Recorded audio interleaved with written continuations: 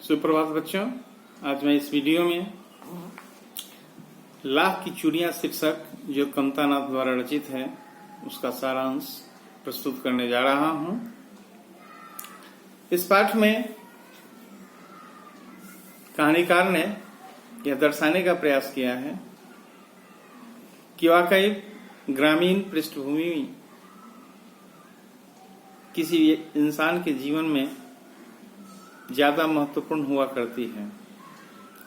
ग्रामीण परिवेश के प्रति लोगों में ऐसी लालसा रहती है कि काश एक बार जाते और वहां का रसास्वादन करते। लेखक, जिसका कहानी में नाम जनार्दन है, वे हर वर्ष गर्मी की छुट्टियां बिताने अपने मामा के गांव चले जाया करते थे। मामा के गांव में ही एक अधेड़ उम्र का व्यक्ति रहता था जो लाख की चूड़ियां बनाता था, जो कहानी का शीर्षक है, लाख की चूड़ियां। ऐसी चूड़ियां जो खास तौर से शादी विवाह के अवसरों पर महिलाएं पहना करती हैं। बखूबी आपने भी घर परिवार में, पास पड़ोस में शादी के मांगलिक अवसर पर ऐसी चूड़ियां देखा ही होगा। लेखक को अपने मामा के गांव जाने की तीव्र इच्छा रहती थी कि बदलू काका उसे लाख की गोलियां देते थे, क्योंकि ऐसा देखा जाता है कि बड़े बुजुर्ग भी छोटे बच्चों के साथ मित्र जैसा व्यवहार करते हैं। उन्हें भी उनके साथ खेलने में, बात करने में, खाने में, पुचकारने में काफी मजा आता है।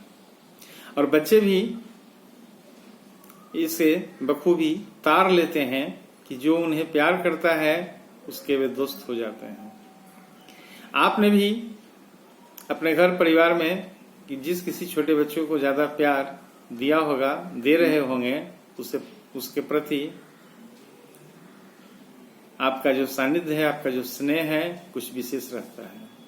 ठीक यही कारण था कि बदलू काका जो लाख की चूड़ियां बनाया करता था, लेखक के लिए गोलियां बनाता था, उन्हें देता था, और लेखक उस बदलू काका को ज्यादा पसंद करते थे। लेखक जब भी मामा के गांव जाता तो घंटों बदलू काका के यहाँ जाकर बैठा रहता, उन्हें देखता कि किस तरह बखूबी चूड़ियां बना रहे हैं, और इसी पर उनका जीवन आधारित है। दरअसल ग्रामीण परिवेश में लोग छोटे छोटे काम करते हैं अपने जीविकोपार्जन के लिए, वही उनकी जीविका का आधार होता है।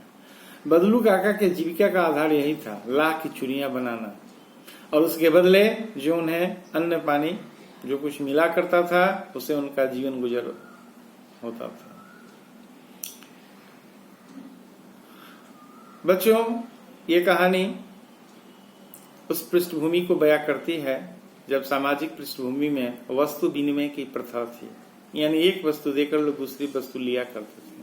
आज प्रचलन में काफी बदलाव आया है। आज वस्तु के बदले हम पैसे का लेन देन करते हैं, लेकिन उन दिनों वस्तु विनिमय प्रणाली थी। आज मशीनी युग है, वह युग मशीनों का नहीं था। जैसे जैसे मशीनों का आविष्कार हुआ, लाख की चूड़ियों के बदले प्लास्टिक और शीशे की चूड़ियों ने अपना कदम रखा, तो फिर उन कुटीर उद्योग धंधों का सर्वनाश हो गया। वे ग्रामीण लोग कौशलहीन हो गए, उनकी रोजी रोटी बंद हो गई।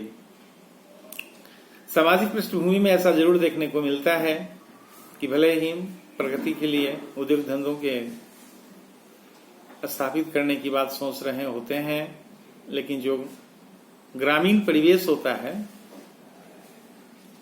ग्रामीण परिवेश के लोग जिन्हें छोटी छोटी कलाएं आती हैं जीविकोपार्जन से संबंधित, उनका महत्व नहीं रहता। समय के साथ बदलू काका के साथ भी यही हुआ। मशीनी सभ्यता के आविष्कार ने लोगों का ध्यान खींच लिया और लोग बदलू काका के यहाँ जाना भूल गए, और इस तरह उनका जीवन नैराश्य में डूब गया। जीवन गुजर बसर करने की एक समस्या खड़ी हो गई, और बखूबी लेखक ने इन स्थितियों को बड़े नजदीक से देखा कि मशीनी सभ्यता से पहले का जीवन कैसा था और उसके बाद में किस तरह का परिवर्तन आया।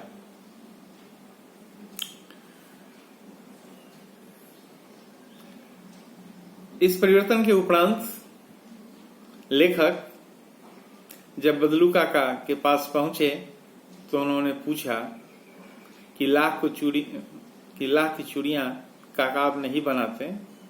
तो काका ने कहा कि बेटे, आज इन चूड़ियों को कोई पूछता नहीं। उनकी शारीरिक